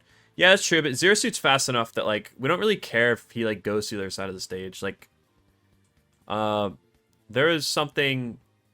So if you parry the up B, like Pikachu's love to do like quick attack off ledge. If you parry that, it's the same timing every time. You could run up boost kick that.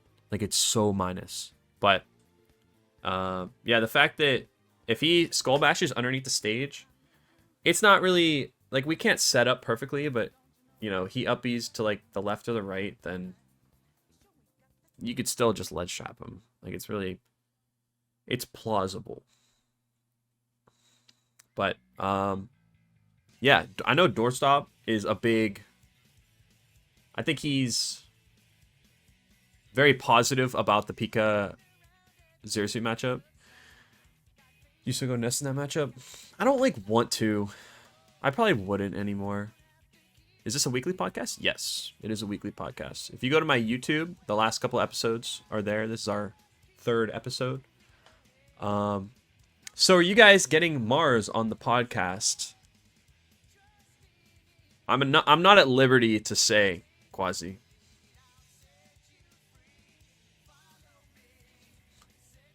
Here, let me hit you with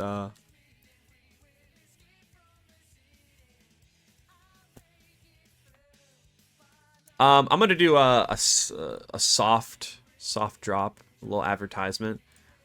I did release Zero Suit merch. I haven't publicly announced it on my socials or anything because I ordered a sample and I want to be able to wear it and actually show it off. So if you guys are interested, go to my YouTube. There's a little store tab. It might be showing the backs because the website's bugged or something with YouTube. But it should be fixed now. But go check it out. Yeah, Abe got the dope long sleeve. Dude, the sweatshirts, the crew necks, the POV one's hilarious. Yeah, I heard a lot of people really like that one. Everyone say hi to Doorstop right now. He can't hear us right now. Say hi. Hey. All right, we're back. What's going on? He's so back. Puff Tendo, what's good, bro? Hey, shout out to Puff Tendo. That's the name I haven't heard in a minute. I know. Hi, Vic. Puff Tendo is always down to help me. I had a ton of YouTube questions. He's a homie. Thumbnail stuff for fun. Anyone who's good. helping out. Yeah, no, Hey, we're all helpless when it comes to that. You guys got pranked, by the way. I told you to say hi to Doorstop so that I could see who's in chat right now. And I could say hi to you guys. Because I didn't see for fun earlier. I got to say hi to everyone. You can't be letting yourself get mixed that easily. Edge Dancer Part 2. So Vic, I was actually thinking about that, making another combo video. It's like, I definitely could at this point. I just would have to dig through so much stuff. Like, so much of my clips, like, I don't like even that many clips in like friendlies anymore. It's all like tournament stuff and like things I've like posted to Twitter and have to compile over such like a long period of time. I'll be right back. All right, so I want to discuss. Yeah, your turn. But I want to discuss what Quasi said about the VOD review. Yeah, of course. Like when I'm back. Yeah, I'll hold it till then. The tournament clips go crazy. I agree. I think like the better I've gotten at Smash, the less I've like cared about like hitting some like crazy sequence. As much as I appreciate the crazy sequences, I love the shit you hit, Vic. You Vic, what Sal's be hitting, but like I just like, to me, like personally, I'm just like more proud of a good tournament clip than like, and like I'm more interested in like a tournament clip that I hit than something I hit on someone on Quick Play or something like that. Even if what I hit on Quick Play is like probably crazier. So I just like be like, I don't be saving as many replays as I used to, and I definitely could compile things, but it'd just be a bunch of tournament clips, and I'd be like digging through Twitter for such a long time. I think I'll do it. But you saw 2 clips of mine, and you see me consistently outplay Shield instead of disengaging. Watch my Chunkykong set. I just be disengaging. The outplaying is easier to notice than the disengaging. I definitely think it's something I'm not like amazing at unless I'm playing well. I think a lot of times when I'm autopiloting, I just try to outplay shields. But disengaging is by far and away the like better part of when I'm like when I'm playing well. It's just something I just don't interact with. Sometimes you gotta do less to do more. But I'm the worst example for watching this. I think you could probably watch Mars and get more. Lilat were on edge where run off did wave bounce paralyzer at the start of the game. Yeah. No, dude, I was obsessed with wave bounce edge canceling. I was obsessed with like flip kick edge canceling. I was obsessed with all like the crazy combos. You couldn't jab reset with Zero Suit in that game with her jab. So I was obsessed with like trying to figure out ways I could paralyze or reset people, resetting people with like the middle hits of her up smash when you were on platforms because there was a very specific angle in which you could get the multi hits of up smash, but not the final hit. Or on the Smash Show platform while it was moving, you could up smash reset. I was obsessed with all of that stuff. I was obsessed with the niche combos. Zair Bear, Zair Boost Kick, they weren't even real combos back then. Like they were real. They were like super frame tight, super like percent window specific. And I was obsessed with learning them. When like Zero Suit's like ladder combos were away, when Ultimate dropped, everyone was like, "Oh my god, Zero Suit lost to ladder combos. This is horrible." When Ultimate dropped for me, my takeaway was Zair back air is so easy now. Like, that's not even a combo like other Zero Suits were even thinking about. Most of them didn't even know she could do it in Smash 4. To me, I was like, this is so easy now. This is great. This is something I've been doing the entire time. Zair Boost Kick's easy now, and this is something I've been doing the entire time. It's not practical stuff. The better and older I've gotten, the more I've been into just like practical stuff that wins. I've lost a lot of my swag. It's unfortunate. But there is still a lot, like enough swag to make a combo video. I would just have to do a lot of digging. Swag, did you see that picture that Starkilla retweeted? Wait, That's really? swag. Did he post something? Oh, no. I'm just talking about the earlier one. Oh, okay. Yeah. I was wondering if he's like said anything since then, and I was like, that'd be really funny. I think they call him AB. I think because his name's Abdullah. I think they just call him AB. Because everyone's joking that I'm BA. So, Quasi, Nair, if people don't DI it right, up smash. I don't know. Ladder setups. Like all the things that can get converted into ladder. You can convert a Zair into a rising up air that can convert into a ladder. You can convert forward air 1 into a ladder. You can convert forward air 2 into a ladder. I think they need to DI like in for it most of the time though. You can convert down air into ladder, falling up air into ladder. You can convert both hits of Nair, the front, the back, into a ladder. Ball speed. Convert tech chases. Like yeah, I think fall speed is a huge thing to like think about too. Like that, and then like jump patterns. I guess if you see someone full hopping in your space, just up air it. Nair into falling up air, but we don't need Nair into falling up air. Like if we Nair someone at 40, like what's do you have the clip of the me DK winning this set against Chunkykong? Yeah. Yeah, not the one where I like destroyed him the first stock, but like the one that actually won me the set. Like was a letter. Do you remember that picture we got at Big House? The back to back. Yeah. We need to make that the podcast picture. What have we been doing? What the heck? Okay. Busy working around with Zero Suit polygon models and shit. Like this is okay. Yeah. Honestly, probably the move at least temporarily because we're not super like well known. I guess I might be. I don't know. Maybe I'm like gonna be like famous looking after that Starkilla post. But you should have like the Zero Suit on the side that you're standing. You're like your red Zero Suit and the yeah. Okay, so we see him go for rising fair. To catch a jump, he'll go for up air, or just if he doesn't do anything. But Nair up air. Keep in mind, it's easier to hit these if your opponent has a frame 4 air dodge. Yeah. So like this is like easy because it's on Donkey Kong. Like this is quite literally like the Donkey Kong training room meme. But like I think the other combo that I hit on Chunkykong was a fair up air ladder. So like, yeah, the one that wins me the set was the Nair up air, but I think the one I hit the clip on or whatever was. Dude, you're crazy. I like just like what? Okay, look at this. Okay, I'm seeing it through the stream delay, so I don't get what's on. Nair up air. No, this whole frame trap scenario, like, oh my gosh, bro. Okay, back air, and you go for another back air, but he jumps. Up air, frame trap, falling fair. Oh my gosh, dude. Yeah, that's I have nothing else. I don't have my maybe my combos that I used to, but no one can say shit about my advantage state. My advantage state's messed up. I be converting. That was all a flow chair stuff. He had no good options the entire time because he's DK. But yeah, that both of those ladders were completely true. I gotta show you why frame 4 air dodges just get destroyed. I'm pulling up that one clip I hit on Psychod. It was the most untrue true combo ever.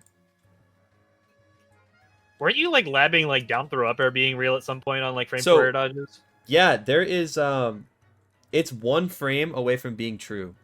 So we just need a frame 5 air dodge. yeah. But if they air dodge, I think they can't do anything about it. They don't have frame 1 options. Yeah, exactly.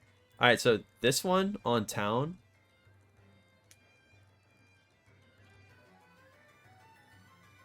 So he said he was mashing air dodge here.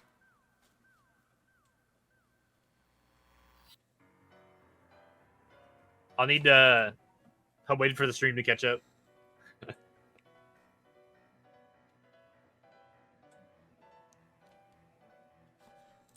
Alright. Chaos Spear.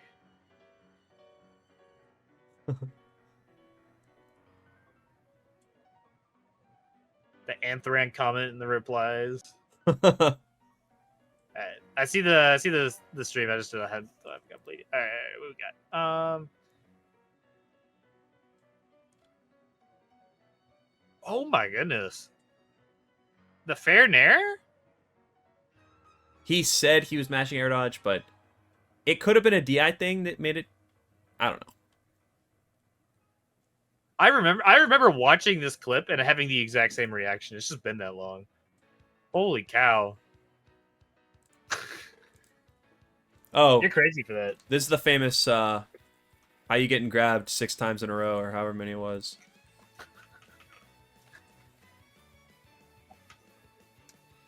Hold on. This also sounds vaguely familiar, but I don't remember.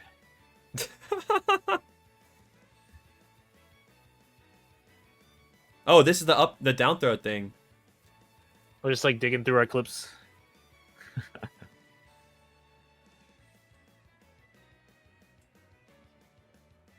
But I mean, yeah, if they don't have anything faster to mash out than frame 5, that's a good thing to know. Oh, you commented, getting grabbed 3 times in a row by ZSS should cause the opponent to spontaneously combust. That sounds about right.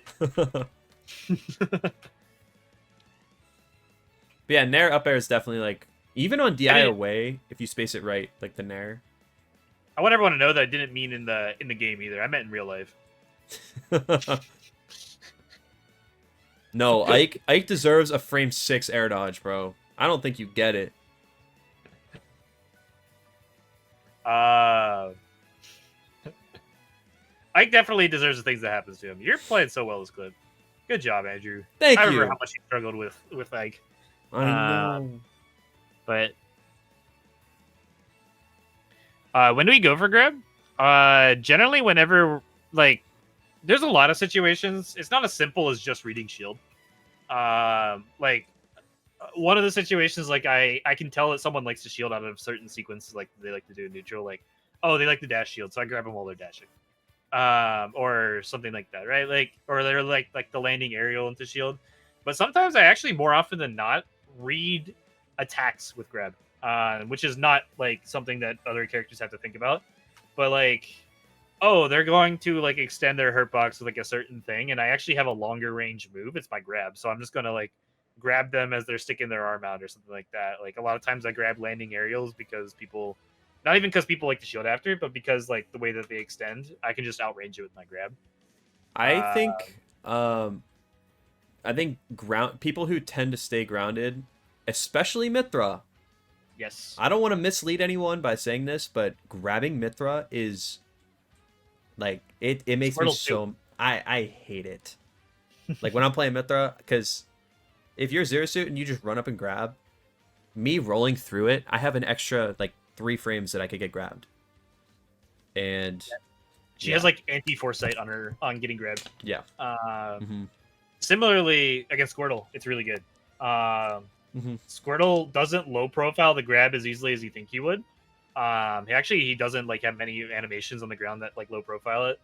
And then also his short hop doesn't go high enough for him to get out of the way of the grab.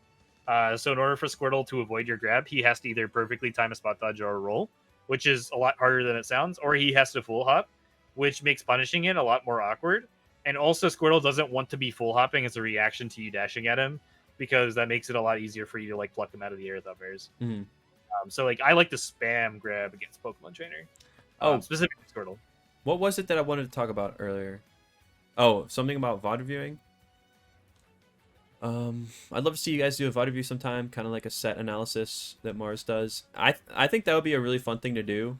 It would probably be separate from the podcast though if we were to do it, because it'd probably be its own video. Yeah, and Doorstop might come over this month. If he does that, I would love to hear. Once. Yeah, maybe more than once. If you guys want to see any video in particular like that, we could stream it. We could do whatever. I think that would be pretty awesome. So let us know like what type of content you want to see. If you want to see us do some random Elite Smash challenge or something, like I don't know, play on the same controller, whatever. Like let us know. So yeah, anything that works better offline, we'll try to go for it. You know, right? Like so like obviously like us playing is something that works better offline or something like that. But like just have any of that stuff in mind. We're still very open to ideas. We're still for like finding the identity of this podcast. So it'll get better week to week. This isn't just to you in the Twitch chat either. This is to everyone in the YouTube comments. We've been getting some ideas back from you guys, feedback.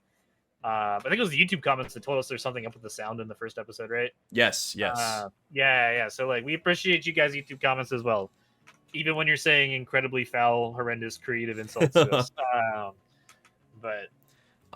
Roots. No, we could rehash everything we just talked about for the last hour 40. Let's just run it back. No, I don't even remember. I'll be real. So Roots. Shout out to Roots, by the way. My SmashCon journey is, made possible by Roots, one of the main people involved. Also Abe, shout out to Abe, shout out to Anthran. Goats. All contributors? Yes. All people made it possible. Thank you guys so much for making that happen for us. And I appreciate all of you. I'm gonna be putting in the work. Anthran might be devastated that I'm not going to SmashCon. I am not going to SmashCon. Andrew is. I'm taking a very much needed break from Smash. I've been kind of running on fumes for motivation. Obviously, I still talk about Smash, and I like talking about Smash. But competing has been something that I've like really been like kind of struggling to find motivation for in the last couple months. So I'm taking a break at least until Riptide. No Smash for me, but I will be helping Andrew in his run. I'll be there to help him out, give him advice, prep for bracket, all that, and I'll certainly be watching. I'll enjoy watching the tournament. Yes, I don't want to put the pressure on myself by saying I need to take the Zero Suit mantle temporarily. I will try my best. I'm excited though. It'll be a very fun time, and I love competing. I just want to fight against good, like really good players, and I want to be prepared. I would love to just have a banger set, no matter what happens. If I fight like Leo or something, and you're helping me prep, as long as it's a banger set, I'm happy. You ever gotten to play Mutays? No. Well, yeah. In Okay. Squad Strike at the first Ultimate Big House. How'd it go? I won that. Oh shoot, yeah, nice, But nice. Mutace was not playing Peach. Oh well, It was like minor detail. Bayo, Palu, and some, I don't know if it was a DLC character or something. It's some random character. Could be like his Mithra or something, like I'm sure it was something on brand, but never actually yeah. fought Mutace. Nah, yeah. Playing Mute is an experience. I genuinely like love Smash a little more every single time I play Mutace. Mhm. It's also like, damn, this is so hard, but like it's so hard in such a cool way. Mute's secret to winning video. Oh, is that the one where he is the secret to winning the one where he like talks about like what characters are actually good? Our video would Yeah. probably be at least 2 hours long. That'd be its own podcast. Yeah. Banger video. I have seen it. I remember Mhm. watching it. He was spitting too. Like Yeah. I think like almost everything he said like came true in terms of results. Like the characters that are actually performing well are the ones that he said were good. ZSS's meta hit the ceiling in year 2. I think my opinion on Zero Suit's meta is it doesn't look like, what you think of Steve's peak meta. It's not like you just hit crazy combos. It's like, I think there's a lot of room to grow. I don't think the clip that I did on Chunkykong was a part of the Zero Suit's meta 2 years ago. Like I don't think that advantage state sequence was something that Zero Suit's did 2 years ago. Mhm. Like using like fair one to get the combo extension to a ladder. That's just not things that Zero Suit's like Mars rarely did in any large scale. He didn't hit ladders that often though, did he?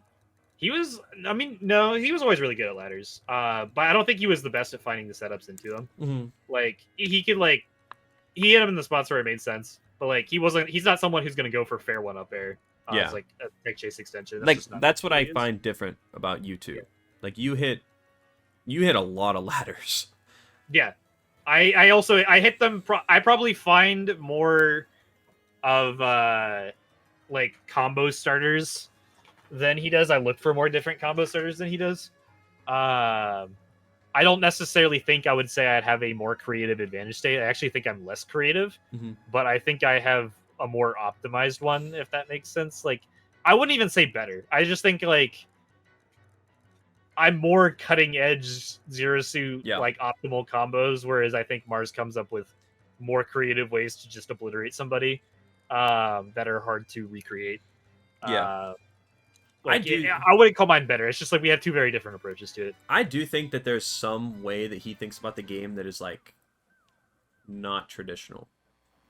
And I think that like I would love to just see how he views the game. Like I don't even need to learn it the same way, but like I'm just curious, you know? I like need to get him like we're gonna try to get him at this podcast at some point. We actually have talked about it with him.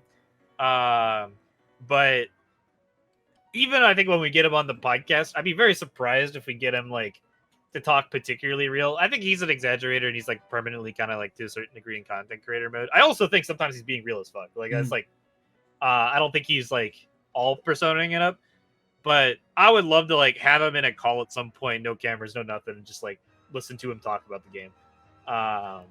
And because I don't think he's necessarily all as like he was very down to make like the all or nothing like statements like that for the engagements, but I think Zero Suit's meta is like something that is progressing. I think the Mars is also someone that was always a little bit behind it. It like again, Mars is kind of in front of the Zero Suit meta and also behind it at the same time. Mars took literal years to start doing Zero back here, like literal years, which is like even like I was the like I straight up think I was the first Zero Suit to be doing Zero back airs. Like I probably have some of the oldest videos of it because it was something that I was doing in Smash 4. And so that made it really easy to start doing it like Ultimate. So like I was like way ahead in that regard. But like even after like every other Zero Suit had been doing it for like a year, Mars was like just starting to do it. And like in a lot of other similar regards, I think there's a lot of other ways in which Mars is way ahead of all the rest of us, obviously, because he's still the best. But I think like in terms of like optimizing combo game and stuff like that's like was always somewhere that I think he was always a little bit further behind on. and I don't think it was ever something he was like particularly interested in getting ahead on either. Yeah. But I definitely think Zero Suit's metagame is. I think the problem more with Zero Suit is that her neutral. She doesn't have any more cheat codes left to figure out. I think the peak of her neutral is still just straight up having to mind game and player diff people, and all the same ways that Mars has been mind gaming and player diffing people for years. Mm-hmm. And I don't think there's any new tricks we're finding out with Steve Block on Zero Suit's kit to make certain interactions like better for us.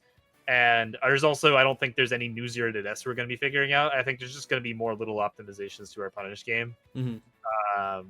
And that's probably it. I don't think like we're done developing, but I don't think we have any more big developments left. Like, you know, Mars or R.O.B players figuring out that they could hit up tilt up smash for their 5 years into the game. Ivysaur players up throw up air. That's different. No. That's not even real too. It's like it's a combo that like has like a like 10% window on like very specific characters, and it's a 1 frame window. That's like Ivysaur up throw up air is like completely different. Up tilt up smash is literally bufferable. Like R.O.B players just weren't doing it. They were just botting the up air every single time. Unbelievable. R.O.B means something else. No, then I just hate that Steve's always developing. Yeah. That is the infinite amount of mix-ups that he has plays a very large role in like the potential to be banned and it be fully justified. But yeah, it looks like we're wrapping up towards the end of it. If anyone has any questions or any, you know, suggestions, comments, anything, let us know now. If you're a YouTube viewer, put it in the comments right now. We're not messing around with this. We're gonna get better at this. I'll know. Yeah. Yeah. If you didn't comment, I'll know if you type something and you actually deleted it and changed your mind. Mm-hmm. Hit send on that right now. Yeah, you won't. Unless it's mean. Don't do it. But yeah, unless it's a mean doorstop comment. Yeah, it'll hurt my feelings.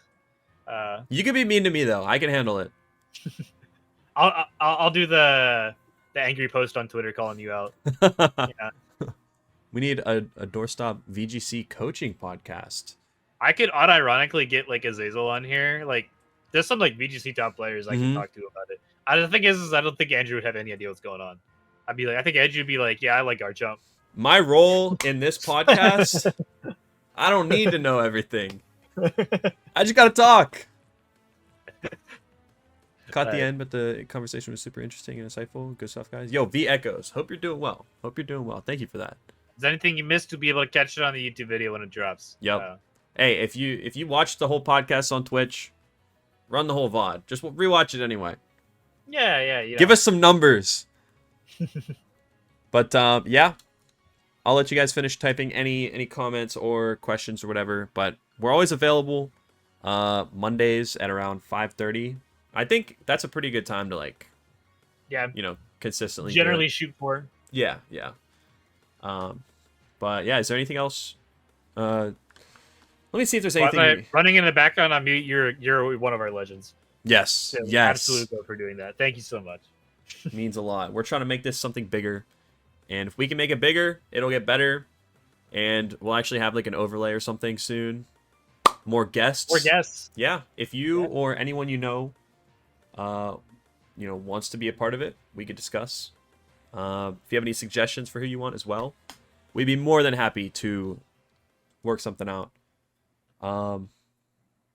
We've gotten some good interest too from like we have some like very good guests that have potential guests that have like talked about their interest being on. Mm-hmm. People I think you'd be very interested in hearing your perspectives on.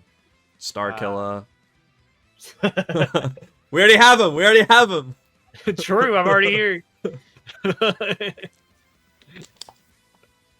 So we had that whole 30-minute conversation on Biggie Cheese. Imagine. Anywho. I was like checking his stuff. Like I don't even know what they'd be talking on there. So I checked like one of the H3 podcasts like things out. Like I was just like watching them have a debate and whether or not a video of like some guy throwing pizza dough like a frisbee and then catching it was like real or fake, and they like were recreating it for like 30 minutes to try and see if it was real, and they like got like the pizza dough stuck in the ceiling or something. Like, I don't even know what they'd be doing on that podcast. Hey, if this podcast does well enough, it'll have to be in person. We'll have could be, yeah. I mean, if we do that well, we'll just buy a house. You know what I'm saying? But that concludes what we want to talk about for today. This week we got a local 2-2er from Colorado. Hey, there's a lot of interesting conversations to be had from all types of players. But like, actually, yeah, like legit. Also, if you guys are interested, we might even do a section in a future episode where we get your opinion. So make sure you join the Discord to give yourself the best availability to be able to join the call with us, tell us your thoughts. I think that would be a really fun thing. We'll come up with something controversial, like, is Doorstop actually good? Yeah. Honestly, the community will do a good job of coming up with it. Like today, like this week, it could have been like our top players, real people, and not numbers. You know? Like, Yeah. Like, right, like the Smash community always some kind of controversy that we can get you guys away in. Oh yeah, we want to hear what all of you guys have to say too. I know you guys get to talk and chat and stuff, but that one's easy. No. Is Doorstop real? No. Fake. But Starkilla is. Starkilla. Exactly. You might be wondering how I got him on my podcast. I'm just that Hollywood, you know? Nah, he knows. He's like that. All I'm saying is I've never lost to someone with the tag door. Stop? Or stop. I've never lost to someone with the tag stop. Anywho. All doors have been stopped. All doors have been stopped. Okay. Thank you guys for watching. Show some love to the YouTube video. Oh, bad timing. Tarek. That is horrible timing. I'm sorry. Check it out on YouTube. Like, comment, do everything. Do the whole 9. So. All right, who we rating? Who do we raid? It's good to see you, Vic, as always. Dude, the raid's low-key hype, though. I love that we do I think the raid is hype. Yeah. No, it was a lot of fun. We got to hit Shu and Mars. I don't know if there's any others here streaming. We hit send one, did we? No. I think Shu went to send afterwards. Oh, Shu went to send. I did raid send recently, though. Void, gotcha. DeBuzz, Small Ant. Honestly, I'm down for Void or DeBuzz. I kind of want to do DeBuzz. I think I've talked to DeBuzz a lot more than I've talked to Void. He's playing Tekken though. Okay. If Void playing Smash? No, multiverses. Let's just look at the Smash Ultimate. Yeah, let's see what we got for Smash right now. Wait, we're number 4 on the charts, bro. Let's go. We can raid University of Kentucky Esports. I know some people there who are having a local right now. That's DGT. Do you know? I'd be down for that. I'm down for that. But I feel like, you know, I go to that local a lot. We can make someone's night, you know? We could. Because they're about to be... Oh, Lilac. Oh, he's streaming a tournament. I want to do someone who's, like, just chilling, you know? Yeah, you know.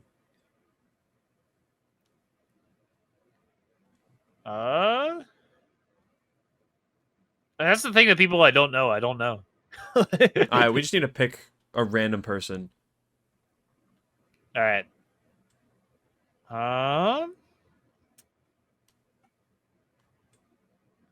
This guy who loves Beastly. Wait, who? Beastly. There's no way. Is Beastly in our chat or is he streaming? No, Beastly's streaming. We're gonna rate him. Oh yeah. Oh my gosh. Wait, where? Oh no, where does his name go? I don't know.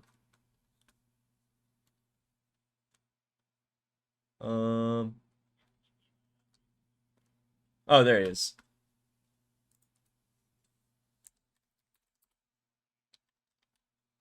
Monty as well, but Beastly's like...